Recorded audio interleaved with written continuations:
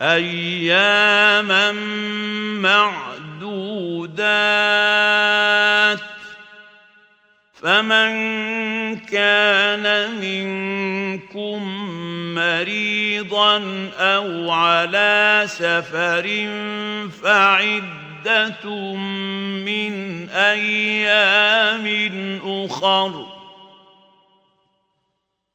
وعلى الذين يطيقونه فدية طعام مسكين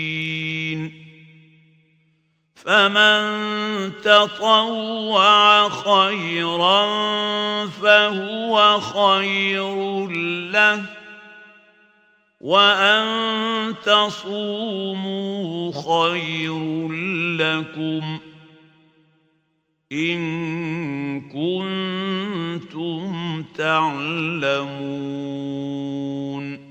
रोजों के दिन गिनती के चंद रोज हैं, तो जो शख्स तुम में से बीमार हो या सफर में हो तो दूसरे दिनों में रोजों का शुमार पूरा कर ले। और जो लोग रोजा रखने की ताकत रखें लेकिन रखें नहीं, वो रोजे के बदले मोहताज को खाना खिला दें। और जो कोई अपनी मर्जी से ज्यादा नेकी करे तो उसके हक में ज्यादा अच्छा है। और अगर समझो तो रोजा रखना ही तुम्हारे हक में बेहतर है। Fasting for a limited number of days. So whoever among you is ill or on a journey during them, then an equal number of days are to be made up. And upon those who are able to fast, but with hardship, a ransom as substitute of feeding a poor person each day. And whoever volunteers excess, it is better for him. But to fast is best for you, if you only knew.